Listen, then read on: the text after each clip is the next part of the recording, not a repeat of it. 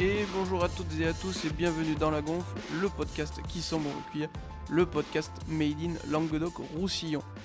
On parle de notre région aujourd'hui, épisode un peu spécial comme on pourrait dire, avec l'ancienne capitale de l'ancienne région Languedoc-Roussillon, Montpellier. Le MHR progresse, le MHR va beaucoup mieux que l'an dernier. Et pour en parler, on va pas accueillir un Montpelliérain mais un Catalan. Salut Pierre. Salut Simon, salut à tous les auditeurs qui nous écoutent fidèlement sur toutes les plateformes. Ça fait plaisir aujourd'hui d'être là de retour pour parler un peu du ballon ovale après quelques épisodes sur le foot. On va parler alors de Montpellier aujourd'hui, qui même si comme Simon l'a rappelé, moi je suis de Perpignan, hein, comme mes amis le savent et comme beaucoup d'auditeurs fidèles le savent. J'ai passé une bonne partie de ma vie aussi à Montpellier, donc c'est un peu spécial aussi aujourd'hui de parler de ce club-là, puisqu'on l'a vu grandir sous nos yeux, le club de Montpellier, nous, la génération qui sommes nés dans les années 90, puisque Montpellier, c'est un club qui est apparu très récemment sur le devant de la scène. Donc aujourd'hui, ça va être intéressant de voir ce qui est peut-être la meilleure saison de l'histoire du club, avec l'apogée d'un groupe. Du coup, c'est le sujet dont on va parler aujourd'hui avec Simon, et je suis très heureux d'être l'invité pour cet épisode de la Gonfle Rugby. Eh ben écoute, le plaisir est partagé et effectivement, le MHR, qui fut un temps s'appelait d'abord le MRC, puis le MHRC et enfin le MHR, progresse. Donc on verra si on pourra comparer la saison conclue par une finale avec Fabien Galtier, qui s'était soldée par une défaite, mais on va voir si, le MHR est capable de réitérer, la performance, voire de faire mieux. Mais effectivement, Pierre, par rapport à l'an dernier, on a un Montpellier qui a enfin franchi un cap. On en avait parlé d'ailleurs en début de podcast. C'était le tout premier épisode rugby. On disait que, Montpellier avait de quoi faire, avait du potentiel, mais ça prenait pas, c'était pas convaincant, c'était pas sexy et bah, écoute, Philippe Saint-André, semble avoir trouvé l'équilibre. On avait été assez critique dans le premier épisode, je me souviens, où on avait dressé un peu un état des lieux des forces en puissance dans le top 14. On avait critiqué notamment par rapport à un certain manque d'âme et de passion qu'il pouvait y avoir dans cette équipe. Et c'est quelque chose sur lequel je pense qu'on s'est trompé. Et il faut, enfin surtout moi, hein, d'ailleurs, je parle surtout par rapport à ce que moi j'ai pu dire, hein. J'ai fait beaucoup de reproches à cette équipe qui se sont prouvés être pas forcément fondés. Surtout au niveau du supportérisme et de l'engouement qu'il peut y avoir autour de ce club. Alors c'est vrai que les résultats récents font que forcément l'équipe est plus attrayante et plus intéressante à suivre. Après, il faut aussi noter qu'aujourd'hui Montpellier, ça fait quand même quelques années que c'est une équipe qui marche. Il y a eu une très belle épopée qui s'était conclue par la victoire en Challenge Cup, qui, même si c'est la seconde coupe d'Europe, la deuxième division entre guillemets, c'est quand même un très beau résultat pour l'équipe. C'est une équipe qui aujourd'hui arrive à fédérer pas mal le territoire autour d'elle. On l'a vu notamment, personnellement, moi je l'ai vu quand j'ai été au stade pour voir le derby USAP Montpellier, du coup il y a quelques semaines de ça. Il y avait énormément de supporters montpelliérains qui avaient fait le déplacement et ça m'avait vraiment surpris. J'ai passé le match à côté de certains d'entre eux, notamment parce qu'il restait plus beaucoup de place et qu'on était près du «parquage» entre guillemets. Et bah, c'est la première fois que je voyais autant de supporters de Montpellier dans un endroit, même à l'époque où j'avais été voir Montpellier il y a quelques années, en 2019, où j'avais été voir un derby cette fois au stade de Montpellier. Pour moi, il y avait même pas autant de monde que pour ce déplacement-là. Donc c'est vrai qu'aujourd'hui, il faut peut-être reprendre en considération un peu ce qui peut se passer autour du rugby montpelliérain, et c'est tant mieux en quelque sorte, hein. Alors j'ai essayé de rebondir sur tout ce que tu as dit. On avait été sévère, c'est vrai, avec Montpellier. Après, je trouve que c'était quand même justifié.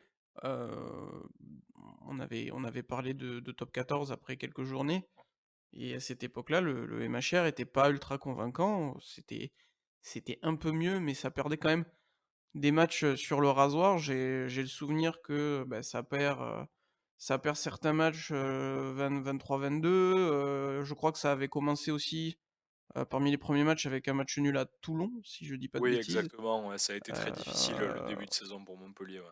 oui, Sur les 4 voilà, premiers sur les pareil 4 premiers matchs, ils 17-15 en gagnent contre aucun, Toulon. quoi. Oui, c'est ça, pareil, il y a une courte défaite à domicile contre Toulouse, qui commençait déjà à enchaîner les victoires, mais qui, avaient un peu plus de mal au fur et à mesure que les matchs avançaient. C'était pas encore parfait, mais ils ont cru en eux. C'est le plus important, c'est ce que je pense, il est important de souligner. Ils ont cru en eux. PSA a réussi à faire de cette équipe, un effectif, qui marque beaucoup plus d'essais que l'année dernière, parce que c'est vrai que c'était déjà une très bonne défense, mais cette année, ils se sont métamorphosés en attaque, ils marquent beaucoup plus, ils sont passés de bon, ils sont actuellement la quatrième meilleure attaque du top 14 alors qu'ils étaient la 12e l'an dernier. Ils étaient dans le top 6 en défense et cette année, ils sont dans le top 3. C'est la deuxième équipe qui plaque le plus en top 14, donc on sent que cette équipe qui était, préparée pour le physique, qui était préparée pour le combat, qui était pas voilà, dans un vrai jeu de passe, a un petit peu mis de l'eau dans son vin et ça a sublimé en fait, ce côté athlétique, ce côté physique, du MHR et Pierre, bah, ils sont beaucoup plus efficaces et quand tu es efficace, tu gagnes plus de matchs.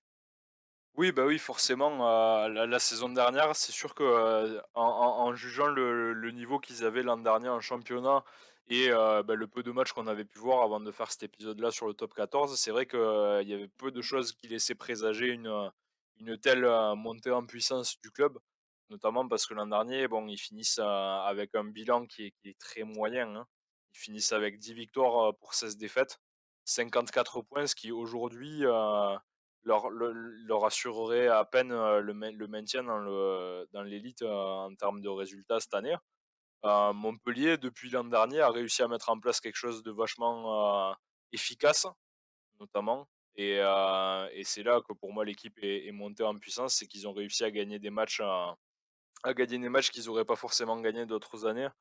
Je pense notamment à des victoires un peu serrées et raccros, comme on a pu le voir à La Rochelle, où ils vont s'imposer 29-23 ou à ce match-là qu'ils gagnent aussi contre Toulon qui est pas évident non plus, 18-16, le match retour. L'équipe de Montpellier bénéficie selon moi de changements qui sont intervenus dans le staff avec l'arrivée d'Alexandre Ruiz et justement, ce staff-là qui est, plus étoffé qu'ailleurs. Moi, j'ai fait mes recherches, sur ce point de vue-là. On le sait à peu près globalement dans le rugby, traditionnellement, la composition d'un staff, c'est un entraîneur principal, puis un entraîneur des avants et un des arrières au minimum. Aujourd'hui, les clubs, avec le professionnalisme, peuvent se permettre d'employer plus de gens, donc on arrive à avoir des staffs élargis à 3 ou 4 personnes dans la moyenne. Et Montpellier a cet avantage-là d'avoir, un entraîneur en plus que le reste, du championnat globalement, en la personne d'Alexandre Ruiz, qui est un ancien arbitre international de rugby, qui s'occupe officiellement pour Montpellier des zones de ruck et de la discipline et qui permet justement à Montpellier d'être beaucoup plus discipliné et in fine, c'est ce qui, selon moi, leur gagne certains matchs.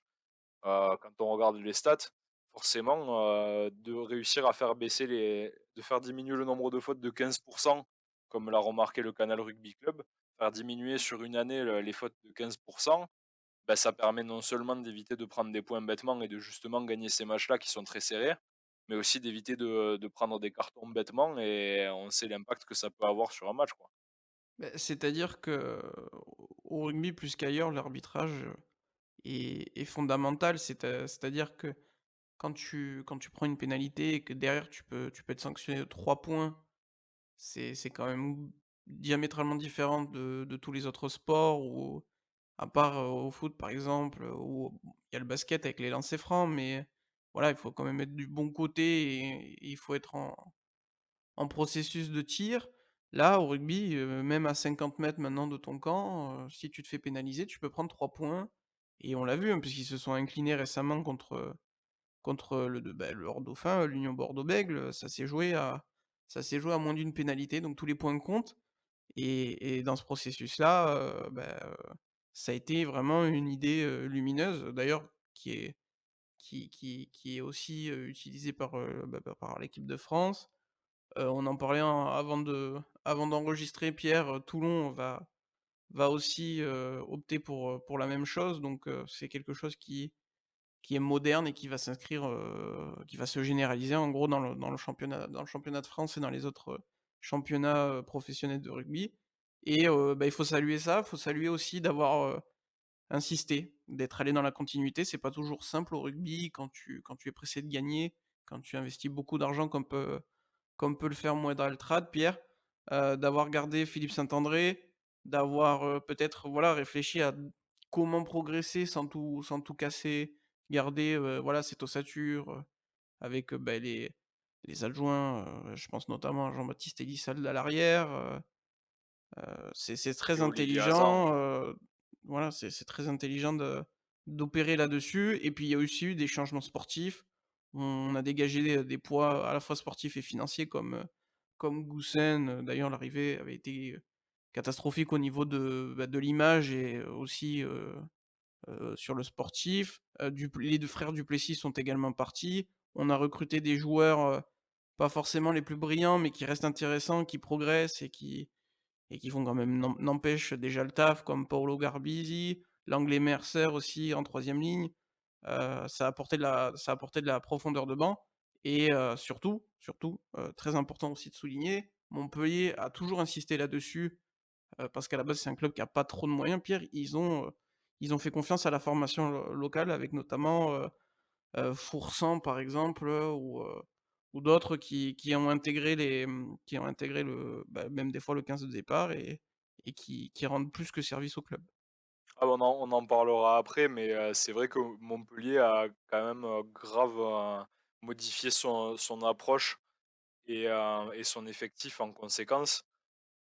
C'est vrai que pendant longtemps, on a souvent moqué Montpellier par rapport à la surreprésentation de Sud-Africains dans l'équipe.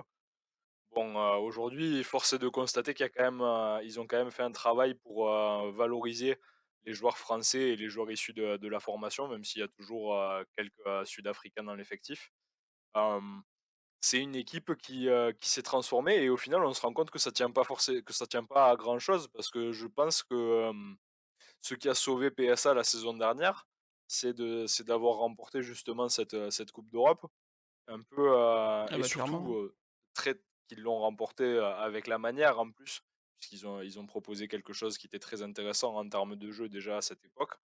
Et aujourd'hui Et plus Montpellier, ou moins à l'extérieur.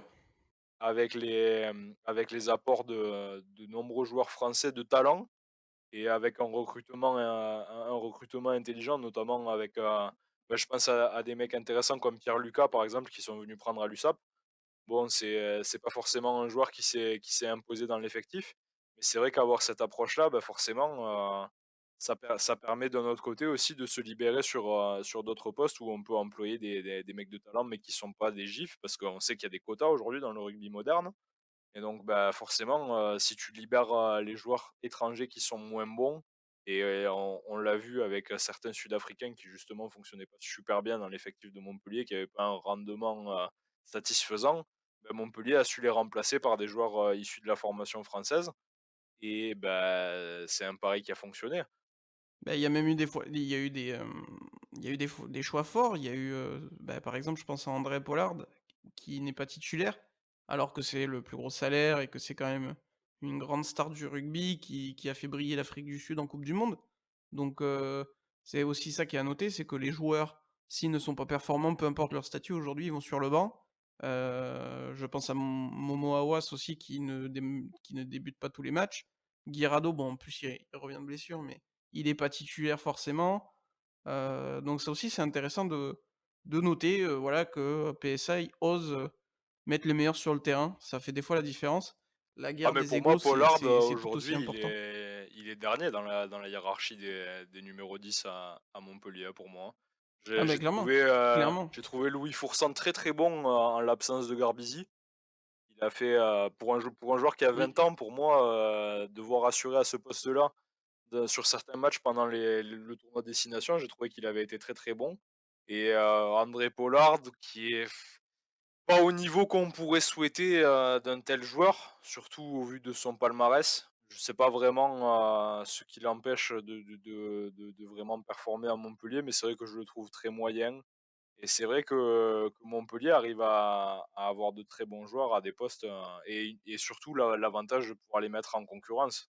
Mais je pense déjà qu'ils ont compris quelque chose, c'est que les alors parce que voilà, Montpellier était un peu devenu une espèce de équipe d'Afrique du Sud de club, avec beaucoup de joueurs issus des Springboks ou en tout cas du pays des Springboks.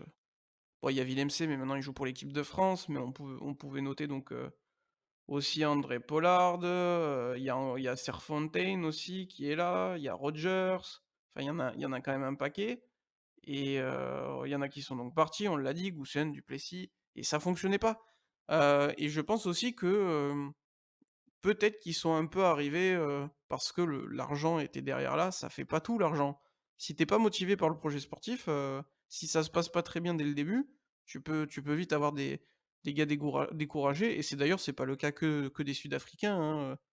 Moi j'ai le souvenir que Johnny Sexton, au Racing, même Finn Russell au Racing encore là, c'est pas convaincant, c'est pas très bon. Les mecs sont pas aussi, engagés que quand ils jouent pour leur sélection nationale où là, ils représentent, un peuple, un pays et ils sont très motivés, il y a peut-être une différence qui se fait là-dessus. Pierre, tu pourrais, très bien aussi prendre l'exemple de Percy Montgomery à l'USAP, ça a pas été, Bah, exceptionnel, j'ai pas le il y a souvenir que clairement des nationalités qui ont plus de mal à s'exporter que d'autres, hein, selon moi. beh, c'est Notamment ça, les c'est Irlandais, ça. pour ne citer que les Irlandais et les Gallois, c'est très difficile pour eux de performer, ailleurs que chez eux, à mon sens. Les Sud-Africains pâtissent moins de cette réputation, selon moi, parce qu'il y a quand même, eu pas mal de joueurs, issus du pays de Nelson Mandela qui ont fonctionné à l'étranger. Mais c'est vrai que, bon, bah, Percy Montgomery, c'est vrai que, c'est un peu lui qui a lancé cette tradition à l'USAP, du numéro 10 qui coûte super cher, que tout le monde présente comme étant la superstar et qui se blesse au final et qui joue pas. Alors, dans la grande lignée, hein, on aura eu lui, ouais, Percy Montgomery, de Dan Carter, l'illustre qui aura joué que, je crois 7 matchs à l'USAP pour un total de Oui, mais presque, il a été bon. Il a été bon voilà, quand il a joué en France, c'est donc ça c'est et puis pas donc bon, c'est c'est c'est toujours difficile, je pense, pour les joueurs étrangers d'évoluer, il y a des nationalités qui s'exportent très bien, clairement parce qu'ils sont faits pour ça et que les mecs savent très bien faire, par exemple, les Fidjiens, les Samoans, les Tongiens, les Néo-Zélandais savent très bien s'exporter à l'étranger parce ils savent que, de toute façon, jouer chez eux, c'est réservé à une élite et que, globalement, pour eux, le rugby, à moins d'avoir, un niveau exceptionnel, bah, ça va se passer en Europe. Donc c'est des mecs qui sont prêts à faire le sacrifice très, très tôt. Je pense à Nadolo notamment, qui avait fait un passage, pas énormément remarqué en Europe à l'époque, alors que c'est un des meilleurs joueurs, c'est probablement un des ailiers les plus impressionnants qu'on ait vu sur un terrain de rugby. Le mec, il a commencé, dans les années 2000, il était venu jouer à Bourgoin, je crois. mmh C'était c'est dingue de se dire ça. Bon, aujourd'hui, la hype autour de Nadolo, elle a baissé, mais enfin, quand tu vois la Bestia ce que c'est, moi je l'ai déjà croisé à Montpellier puisque à une époque il y a joué. Je peux vous dire que tu vois un mec comme ça qui court à cette vitesse-là, avec ce gabarit, tu pas envie d'être face à lui au rugby, quoi, hein. Tu pas envie qu'il te fonce dedans, quoi. Bah, c'est d'ailleurs, voilà, il y a un moment, ils étaient d'ailleurs trop dans ce registre-là et depuis qu'ils ont changé, ça fonctionne mieux. Je voulais aussi noter qu'on voit une équipe qui a bonifié les périodes de doublons, par rapport à il y a quelques années. Ils ont un peu moins d'internationaux, donc les doublons, Montpellier les appréhende avec, beaucoup moins d'absents et ça a fonctionné. Ils ont bien capitalisé. On voit aussi qu'ils sont capables d'avoir des absents et que ça fonctionne bien. Je pense à la blessure d'Arthur Vincent qui n'a pas trop eu d'impact parce que, par exemple, un Thomas Darmon, fait vraiment, de belles prestations au poste de centre. Donc ça aussi, ça joue beaucoup. Après, on disait, voilà, les étrangers ont toujours un peu de mal et tout. Il y a des cas contraires et à Montpellier, Pierre, il y a un joueur étincelant qui est sud-africain et qui va d'ailleurs manquer la fin de saison et ça va être très dommageable pour les Cistes. C'est Cobus Reinach qui était vraiment, qui marchait sur l'eau, quoi, cette saison. Ouais, bah, oui, moi ce qui me fait surtout peur par rapport à Montpellier, c'est justement, ouais, le forfait pour le reste de la saison de Cobus Reinach qui s'est blessé en coupe d'Europe. C'est la grande inconnue, puisqu'on sait que, bon, Montpellier a quand même d'autres joueurs à ce poste. Il y a quand même, Benoît Paillog qui est un joueur expérimenté et il y a le jeune Martin Dohan qui a fait une entrée, contre Bordeaux, qui a joué 28 minutes. C'est la grande inconnue parce que, Cobus Reinach, c'était le facteur X de cette équipe. Il était en forme exceptionnelle. C'est-à-dire que, C'était un peu leur Dupont, hein. il y a eu ouais, voilà, il y a eu une époque où la comparaison a commencé à être faite, à tort ou à raison, mais Cobus Reinach, pendant quelques semaines, a été probablement le meilleur joueur du top 14. Et c'est vrai que cette absence-là, surtout à un poste clé, l'organisateur, le maître à jouer en quelque sorte, hein, le quarterback du rugby, probablement, va manquer à Montpellier, surtout quand on sait, que malgré tout, Benoît Paillog est lui aussi très fragile, qu'il a une tendance à se blesser malheureusement, même si c'est un joueur que j'affectionne, particulièrement, parce qu'il est très sympathique et qu'il joue très bien au rugby malgré tout, et que même si, il y a eu avec toute la rivalité qu'il peut y avoir, entre Montpellier et Perpignan, c'est un joueur que j'apprécie. C'est vrai que si demain, il venait à rechuter une nouvelle fois à cause de ses nombreuses blessures, bah, ça laisserait Montpellier avec 2 rookies en quelque sorte, hein, puisque bon, c'est des joueurs qui ont déjà connu le haut niveau. Ils auraient plus que 2 jeunes pour jouer à ce Bah, poste-là, c'est le cas. à savoir Martin Dohan qui a 23 ans et Aubin Emery. Je sais même pas qui c'est franchement, c'est un jeune de 19 ans. Ça leur laisserait vraiment plus que 2 joueurs, disponibles. À ce poste-là, ça peut devenir très compliqué. Après, Martin Dohan, je l'ai trouvé très, très bon dans ce match-là contre Bordeaux. Match Je suis d'accord. qui a été assez étrange, hein. Beaucoup de rythme, beaucoup de jeu de la part des 2 équipes qui ont vraiment, malgré le nombre de fautes de main et d'erreurs qui a pu avoir, lieu, les 2 équipes ont essayé de jouer un maximum chaque coup, et on notera notamment l'essai, de l'avant qui a fait une percée, magnifique au début du C'est vrai. match, je sais plus son nom exactement, comment il s'est appelé, mais qui nous a gratifié d'une très belle action, d'avant qui court, pour faire une percée de 50 mètres. C'était magnifique, bravo à lui, hein. Exceptionnel. Mais ouais, Montpellier, est-ce qu'ils vont réussir à performer en l'absence de Cobus Reinach? Je sais pas. Après, ce qu'il faut dire, c'est que la défaite contre Bordeaux, qui est le premier match, de Montpellier sans Cobus Reinach, lui est pas imputable. Son absence, est pas la raison de la défaite. Pour moi, il y a plusieurs autres facteurs, notamment, la faute bête de Enzo Forletta qui, retombe dans ses travers catalans, qui consiste à faire une faute au pire moment et à perdre le match bêtement. C'était un match un peu étrange et très serré qui, malgré tout, pour moi, devait tourner en la faveur de Montpellier puisqu'ils ont quand même, pour moi, été supérieurs sur ce match-là à Bordeaux. Les circonstances et les faits de jeu font que Montpellier a perdu, mais c'est vrai que ce scénario-là, il peut se reproduire, assez souvent, et il faudra faire attention parce que si Montpellier est sur une pente ascendante aujourd'hui, il leur reste 3 matchs de top 14 à jouer au minimum, c'est-à-dire dans le cadre de la saison régulière, et un match de coupe d'Europe. Ils vont se déplacer 2 fois sur les 3 derniers matchs, dont, un déplacement pas évident, la semaine prochaine. Ils vont à Lyon.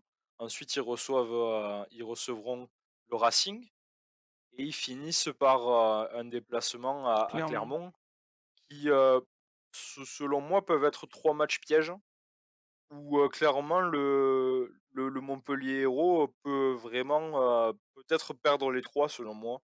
Parce que Lyon, ils sont dans une, optique où ils peuvent encore, jouer le top 6, et où du coup, pour moi, ils vont vraiment rien lâcher jusqu'au bout, et le déplacement à Clermont sur la dernière journée qui pourrait être, justement une finale pour les Clermontois pour essayer d'accrocher quelque chose. Je pense que Montpellier va avoir du pain sur la planche dans ces 3 matchs, et que ça peut peut-être être le tournant, pas forcément pour perdre le top 6, puisqu'à mon avis, le top 6, il risque d'être difficile à perdre, vu qu'ils sont quand même premiers et qu'ils ont, beaucoup de points d'avance. Bah, ils sont quasiment Heu, qualifiés, hein. Ils sont quasiment qualifiés déjà, même s'ils perdent les 3 matchs, je pense qu'ils arriveront, à finir dans le top 6. Mais, attention à pas tomber et à pas, commencer à douter au pire moment, puisqu'on arrive, sur la fin de la saison où c'est justement le moment de se rassurer.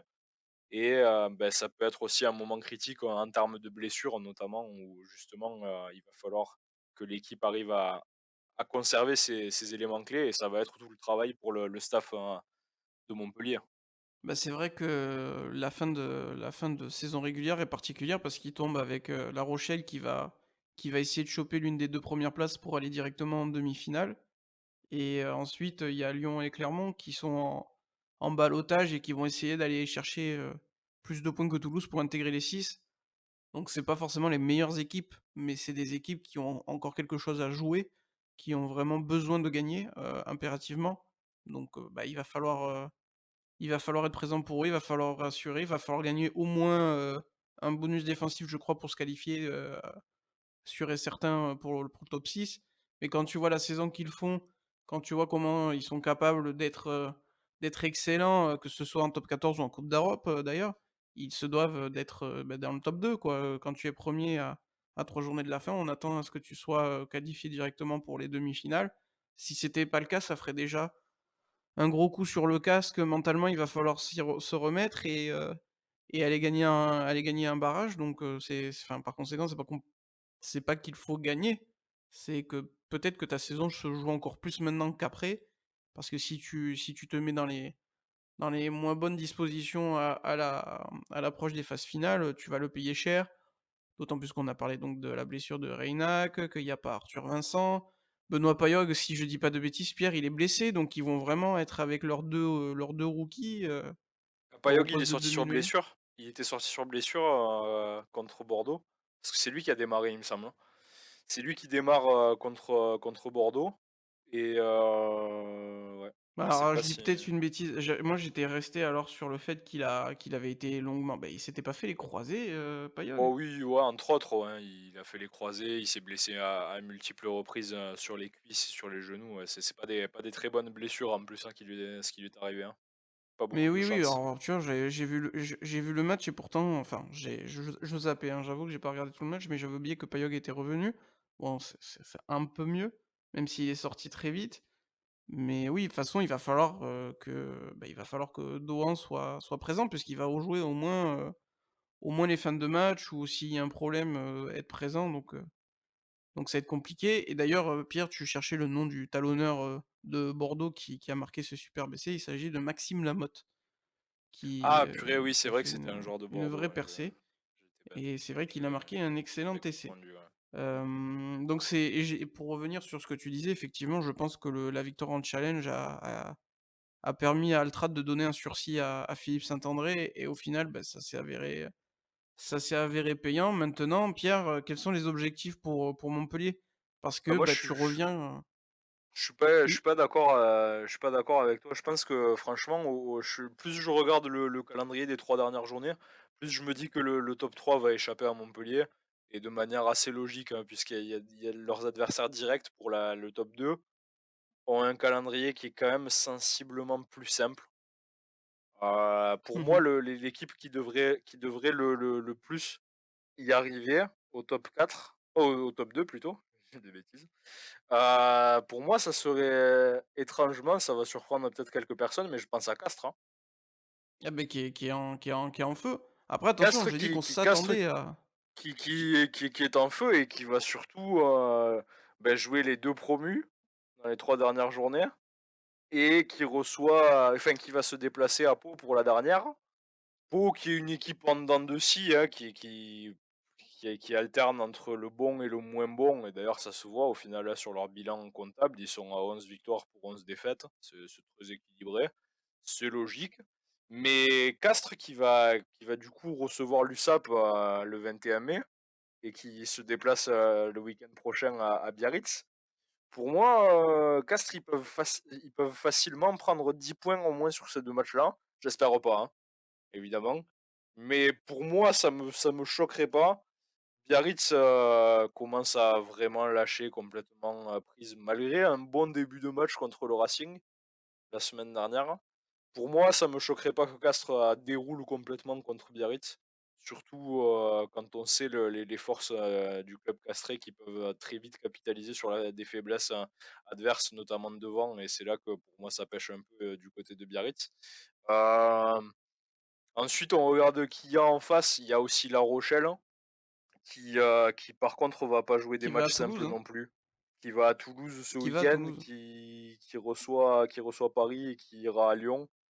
Pour moi, pour moi, ils peuvent pas faire mieux qu'une victoire sur ce bloc-là. Après, dans les concurrents directs, pour moi, il y a Toulon aussi qui fait un retour très, très fort cette fin de saison là, qui sont en train d'enchaîner, qui sont sur 4 victoires de rang. Toulon qui après avoir fait flipper tout le monde et avoir, laissé penser à une possible descente du club, tant l'état était catastrophique, qui se relève, très fort sous l'impulsion de Franck Azema et de joueurs vaillants comme Charles Olivon. Il faudra voir. Bordeaux m'a pas rassuré ce week-end. Toulon, se déplace à Bordeaux, donc à mon avis, ça va être le vrai test pour Bordeaux par contre, ce match-là. Il va falloir rassurer un peu parce que Bordeaux, la victoire, pas rassurante contre Montpellier, un peu due à des décisions arbitrales et des circonstances. Une défaite contre La Rochelle, d'1 point à Bordeaux. Pour moi, les Bordelais, ils vont devoir vraiment se rassurer sur ce match-là et j'ai peur que justement, Toulon, en forme, arrive et remonte cette fin de saison en allant chercher quelque chose à Bordeaux et ensuite en gagnant contre Pau et en s'offrant peut-être une finale, pour le top 2, contre le Racing, à la dernière journée au Racing. Ça va être palpitant puisqu'au final dans ce top 6, il y a énormément d'équipes qui se tiennent en moins de 10 points. Si Bah, la même logique est respectée, le top 10 aura une, très petite amplitude de points, ce qui est inhabituel. Globalement, il y a toujours 2 équipes, qui se distinguent, détache. clairement. Cette année, clairement, pour moi, on risque d'avoir, un top 6 très serré et qui se jouera, probablement sur la dernière journée, hein. Bah, j'ai envie de te dire que même, Toulouse et Lyon qui sont 6 et 7e, peuvent complètement finir Ah bah dans oui, le il top reste 2. 15 Ce serait points. bon, Il reste 15 points à ce prendre, hein, donc tout est possible, hein. c'est ça et puis, bah, quand tu vois le calendrier de Toulouse, alors attention parce que le Stade Toulousain, bah, galère un peu. Ils ont pris, beaucoup de retard. Ils se sont mis en danger bêtement, pendant les doublons. Mais, voilà, ils ont un calendrier où ils finissent à Biarritz notamment. Ils affrontent Brive, si je dis pas de bêtises. Donc, les prochains matchs là qui vont arriver où il va y avoir des affrontements entre équipes, ça va vraiment être, piquant parce que ça peut changer toute la physionomie, du championnat, en l'espace de 80 minutes et ça va être très intéressant de voir qui va se détacher, et qui va prendre, avantage de cette journée-là. Après attention, hein, je disais qu'on s'attendait de Montpellier d'être dans le top 2 quand tu es leader à 3 journées de la fin, je n'ai pas dit que ce sera le cas. Pour moi, Bordeaux-Bègles va y arriver. Je suis pas d'accord avec toi, je pense que Bordeaux-Bègles va réussir à assurer le top 2. Par contre, effectivement, derrière, Montpellier, ils sont à une victoire plus ou moins de se l'assurer. C'est à eux d'assurer. Si jamais ils concédaient une première défaite, sur les 3 matchs, ça remettrait tout en question. Surtout ils vont affronter La Rochelle, hein, si je dis pas de bêtises, donc tout peut changer à partir de là et il faut pas enterrer le Racing non plus, il faut pas enterrer Toulouse, faut pas enterrer Lyon. Au rugby, les victoires, ça peut être 4 ou 5 points, donc comptablement, tu décolles ou tu régresses très, très vite. Et bah, c'est super sympa d'avoir une fin de saison régulière pareille, Pierre, je sais pas ce que tu en penses, mais on va se régaler, que ce soit en haut ou même en bas. Si Biarritz semble, a priori condamné, Perpignan qui va affronter Brive peut peut-être s'offrir, l'espoir d'échapper à un barrage et voilà et maintenir le suspense, jusqu'au bout et voilà, on a encore 3-4 équipes, qui sont en ballottage, pour la 6e place. C'est complètement fou. On va se régaler, non? Beh, moi, j'ai souvent tendance à dénigrer le top 14 parce que, j'ai beaucoup d'affection pour la Pro D2 et où je trouve qu'il y a souvent beaucoup plus de suspense malgré tout puisque les équipes, jouent de façon un peu plus décomplexée, notamment à cause, du format, hein, qui fait que, bah, il y a forcément moins d'équipes, qui prennent de risques de descendre, vu qu'il y a plus d'équipes et le même nombre d'équipes qui descendent. Mais c'est vrai que, pour le coup, c'est un peu nous les Catalans qui avons, gâché une partie du suspense en top 14 cette année parce que, c'est marrant qu'on en parle pour cet épisode, mais si on avait gagné le match contre Montpellier, aujourd'hui, on serait à 3 voire peut-être 2 points du CA Brive et dans ce cas-là, il y aurait justement une pression, supplémentaire, et un suspense supplémentaire par rapport à la descente. Bon, aujourd'hui, il faut être réaliste. Ça va être très difficile pour l'USAP d'aller chercher quelque chose.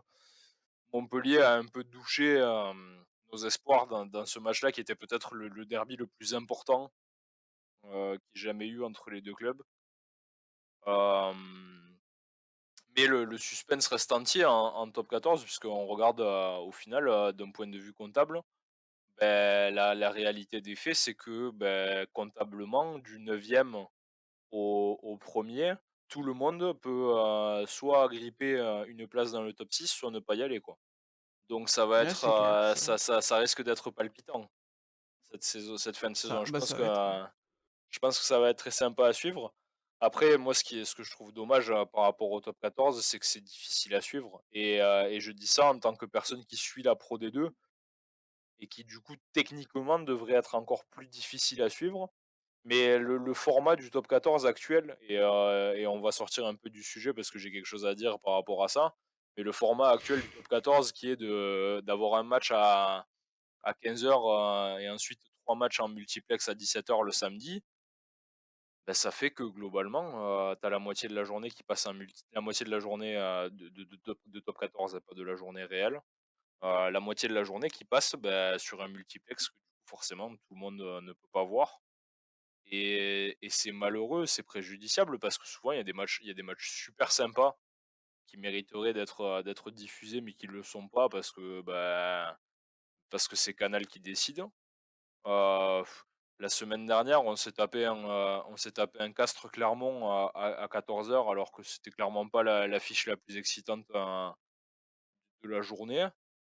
Il y a eu des matchs beaucoup plus sympas à suivre, notamment le La Rochelle-Perpignan que j'ai regardé sur Rugby Plus personnellement, où les 2 équipes se sont envoyées malgré des erreurs, beaucoup de fautes de main et d'imprécisions.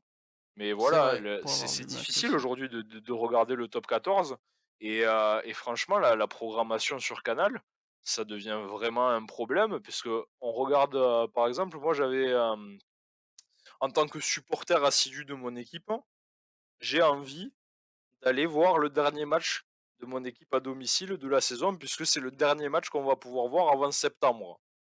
Et ben voilà, le dernier match de la le dernier match de la saison régulière de Top 14 aura lieu le dimanche 5 juin à 21h parce que Canal+ s'est fait un kiff et a voulu faire comme le dernier match de la saison régulière de la Ligue 1. Sauf que le truc, c'est que concrètement, enfin, le rugby, c'est un sport qui est complètement différent du foot, notamment de par le fait qu'il n'y a aucun enjeu globalement sur la dernière journée. Il y en aura probablement pas tant que ça non plus. Euh, c'est un sport où on aime se rendre en famille. C'est pas dimanche à 21h, c'est pas un horaire, pour aller dans un stade de rugby, quoi. Je suis désolé, c'est les mecs qui pondent ça, ils ont rien compris à la dynamique, qu'il peut y avoir dans un stade et chez les spectateurs du rugby, quoi. Alors, autant je suis très critique de Canal et je suis assez d'accord sur la programmation à 21h, autant pour le reste, je suis pas trop d'accord. Alors effectivement, tu supportes l'USAP, donc les multiplex, tu te les tapes assez souvent.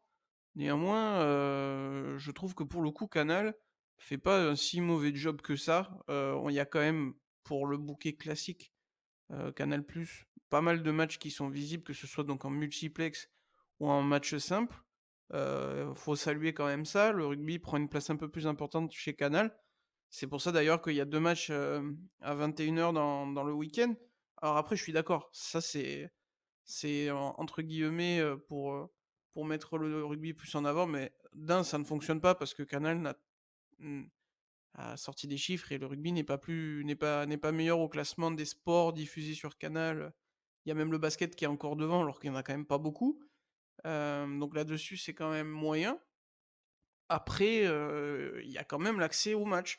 Donc je suis pas trop d'accord avec toi. Par contre, effectivement, 21h, c'est c'est une bêtise pour plusieurs points parce que c'est pas habituel, en tout cas le samedi dimanche d'avoir des matchs à 21h. Le dimanche, c'est tout nouveau et j'ai pas l'impression que ce soit si regardé que ça, parce qu'en plus tu es en concurrence avec la Ligue 1 et je tenais à le dire, je dis ça en n'étant pas un grand fan de Canal parce que par exemple je trouve que sur le football, ils sont suffisants, ils se renouvellent pas et je prends beaucoup plus de plaisir à regarder Amazon Prime, pour le football qu'à l'époque Canal+.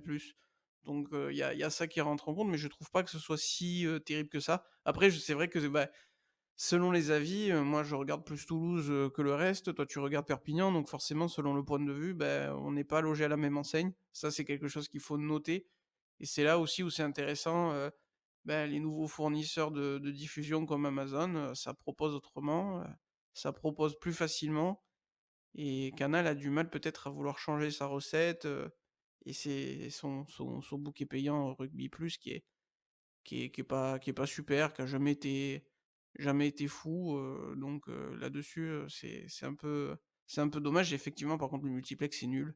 Au rugby, en tout cas, ça a pas la même saveur qu'au football. Suivre un multiplex de rugby, c'est surtout quand il y a vraiment tous les matchs, c'est beaucoup moins plaisant que le football. Après, beh, il y a une réalité, je pense, économique bah, ça Il faut bien payer le salaire de Sébastien Chabal et Isabelle Iturburu, quoi, hein. mais Le Canal Rugby Club, ça coûte un bras, hein. c'est surtout qu'aujourd'hui, chaque recette perçue au rugby est beaucoup plus importante qu'au football.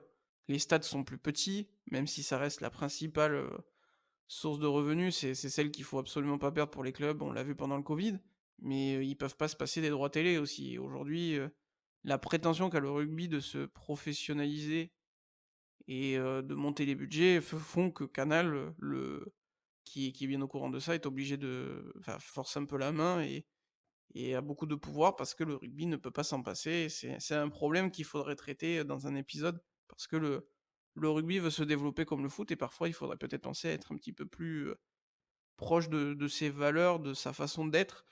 Et je pense qu'il faut pas être un football bis, il faut vraiment adapter le produit à ce qu'il est et ça serait intéressant d'en parler. Alors Pierre, je vais quand même te faire revenir sur Montpellier. Quand tu es donc 1 encore du top 14, que tu es encore qualifié en coupe d'Europe, bien que ce soit un peu plus rare, hein, pour le cas, devant Montpellier, dans les phases finales de coupe d'Europe. Personnellement, j'aimerais avoir ton avis.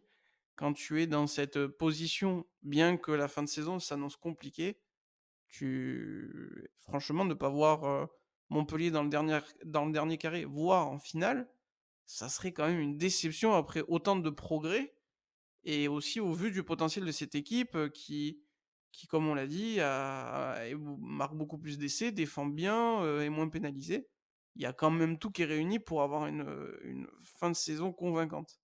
Il y a un bel alignement astral en faveur du Montpellier Hérault Rugby, hein, clairement. On a un des top 14 les plus ouverts qu'on ait jamais connu.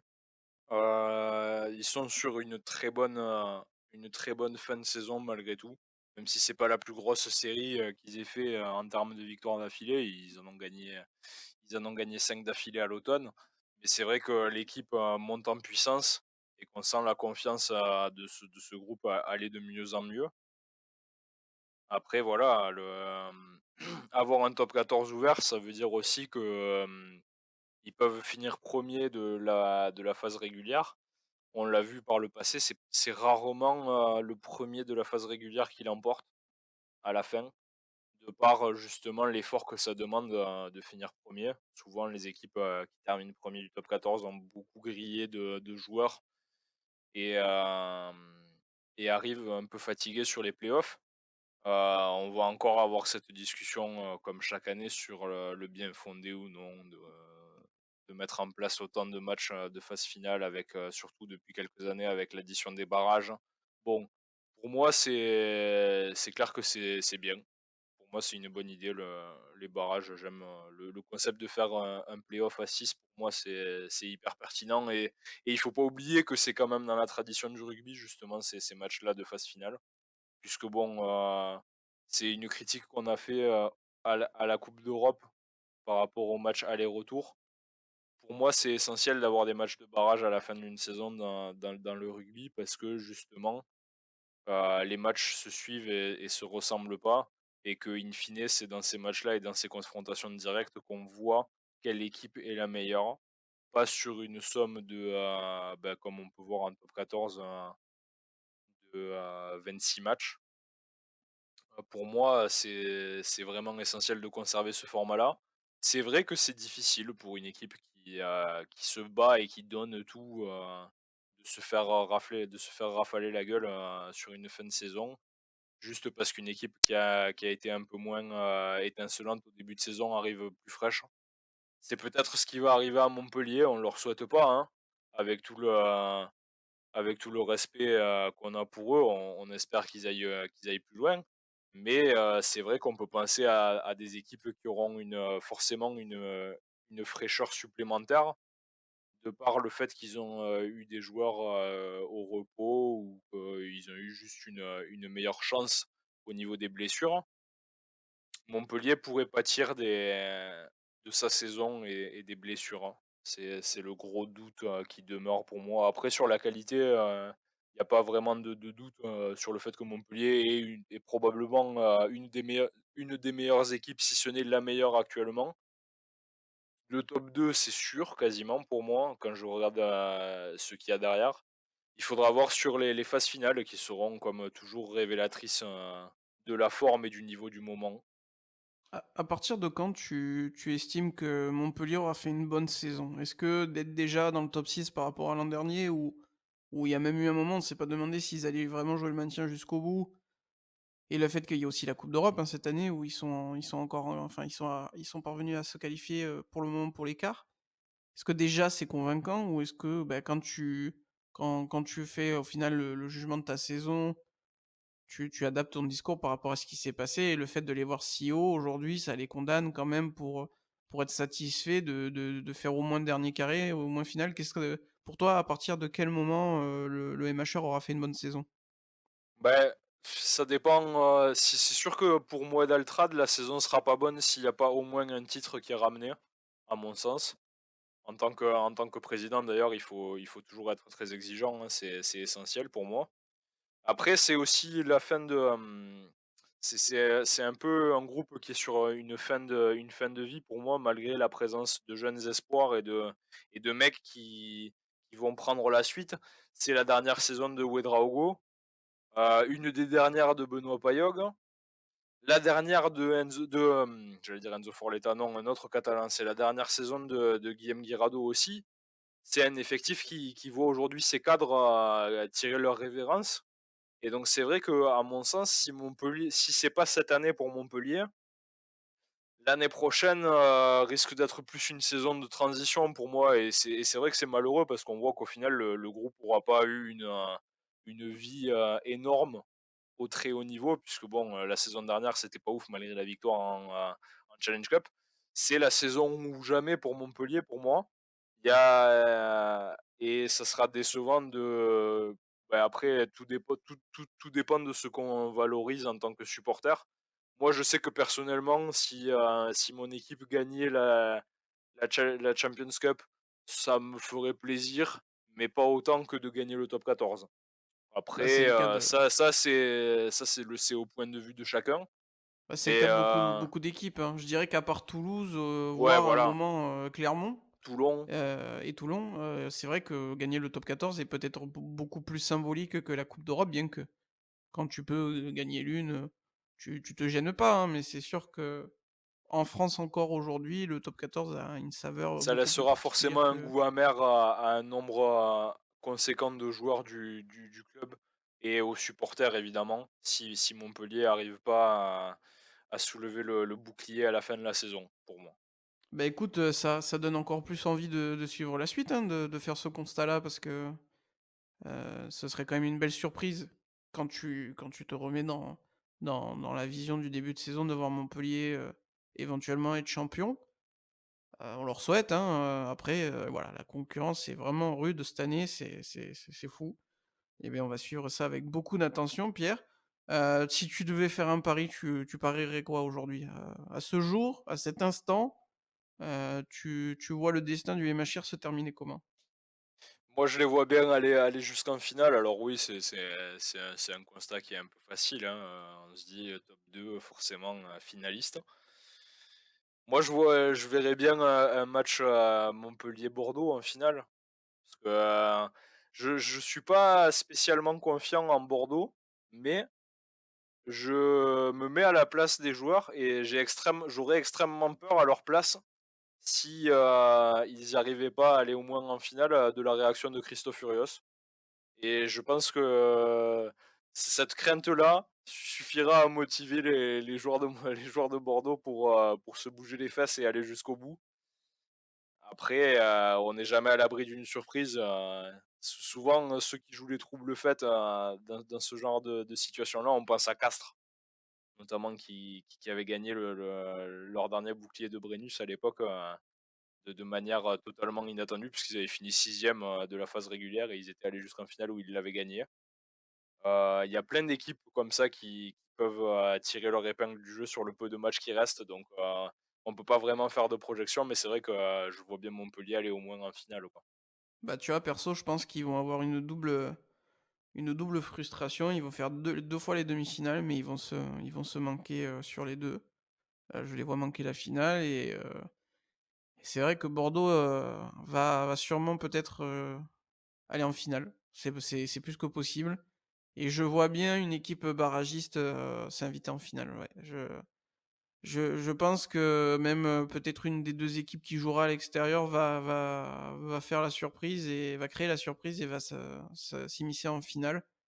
Ça va être intéressant de suivre ça, mais oui, je vois une surprise et ben Ah le bah, seul moyen de maintenant savoir si il me tarde qu'on y soit, hein, à la finale, surtout qu'on va y aller, eh quoi. ben écoute, pareil, on va suivre ça avec attention et puis forcément on va en parler, on va traiter de ça, dans les semaines qui vont suivre et j'espère que au moins le spectacle sera au rendez-vous, bien qu'on souhaite, à tous, pas que les Montpelliérains, on souhaite le malheur à personne, mais il y aura forcément des déçus et pour suivre ça, Pierre, rendez-vous, le mois prochain et même en juin, au Stade de France et au Stade Vélodrome dans le cadre de la Coupe d'Europe avoir le dénouement de cette saison 2021-2022, assez folle.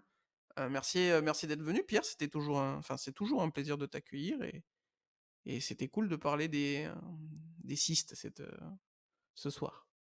Oui, c'est vrai ça faisait quelque temps on n'avait pas débriefé un peu le rugby et surtout le top 14 puisqu'on avait surtout parlé Du du tournoi tournoi. Destination. Donc c'est cool de revenir un peu sur, le rugby de club comme ça, notamment avec un club, Tout à fait, qui surtout est avec un tel exercice cette année, c'est vraiment plaisant à suivre, on a connu des périodes de top 14 où c'était beaucoup moins sympathique à suivre parfois, alors que ce soit dans le jeu ou dans le suspense et cette année, franchement, les fans de rugby, je pense, ont été gâtés et on espère que les phases finales seront au niveau, pour offrir des émotions, incroyables à l'une des potentielles, équipes, qui peuvent, être couronnées en fin de saison, que ce soit le premier qui est Montpellier comme, les équipes en ballottage, jusqu'à Toulon, voire Clermont donc on va suivre ça avec attention. On va vous mettre un petit sondage, hein, sur Spotify comme d'habitude. On va essayer de vous demander, où est-ce que vous voyez Montpellier, finir, de champion à peut-être, même l'élimination dans les 6 bien que le scénario est quasi impossible. On va essayer de vous sonder. En attendant, vous pouvez suivre, écouter et suivre, La Gonfle sur les réseaux, sur les plateformes comme Spotify, Encore, YouTube et autres. Et on se retrouve très vite, Pierre, pour d'autres épisodes, que ce soit foot ou rugby. Ça, c'est toujours un plaisir de t'accueillir et tu n'hésites pas à être force de proposition sur les sujets, parce que tu as toujours des analyses pertinentes. merci Simon, tu me flattes. Ah bah, écoute, ça fait jamais de mal. En attendant, je vous dis tous, une très bonne journée, soirée selon à l'heure à laquelle vous nous écoutez. Soyez heureux, vivez le sport, regardez du sport et surtout, surtout ne faites pas la guerre, faites plutôt l'amour. Ciao, ciao. Bye bye.